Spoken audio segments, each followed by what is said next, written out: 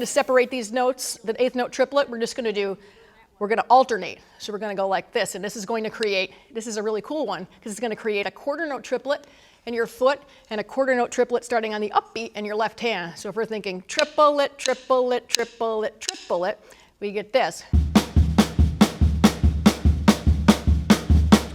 So you can probably hear that there's a quarter note triplet happening down there, and there's one happening up here independently. And in the context of the beat, that sounds like this.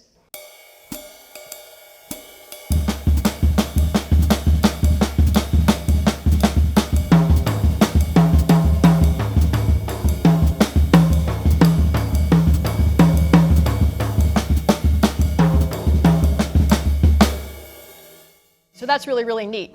And in fact, when you learn that one, you're kind of on your way to understanding a tiny, tiny little bit of what made Elvin Jones so groundbreaking and interesting. He used the quarter note triplet quite a bit in a lot of his playing. And as everybody knows, he was one of the most innovative soloists and timekeepers of our time. So that's really a great one to practice. And then you can just flip that one around too, and that's also fun, except this time we're going to have the primary quarter note triplet starting on the downbeat in our left hand. And that will sound like this. Triplet, triplet, triplet, triplet. The context of the beat.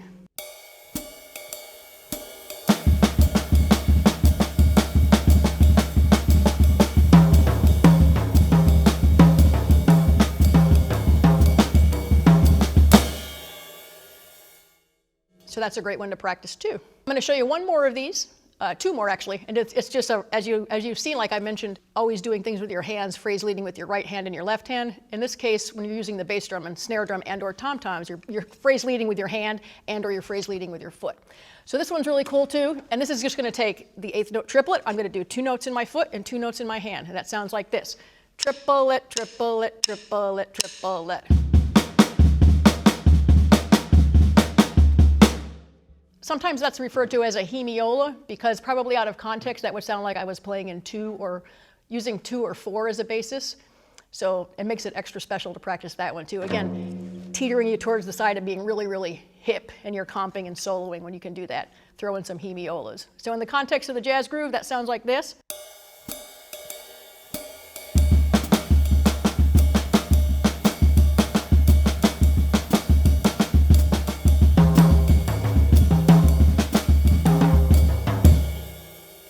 Flip that one around for you, and that sounds like this.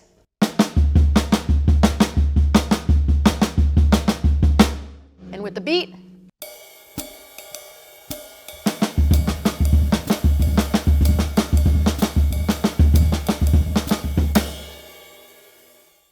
So I think I'm just going to take 1 second and recap all of those right now in a really quick way, but everything is practiced in the context of the ride cymbal and the hi-hat, staying on 2 and 4.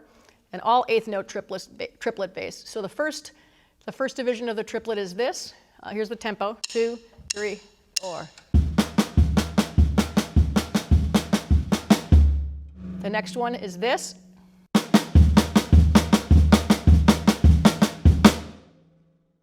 Followed by this. Next followed by this. And this one. And this one, then this, and this, and this, or this.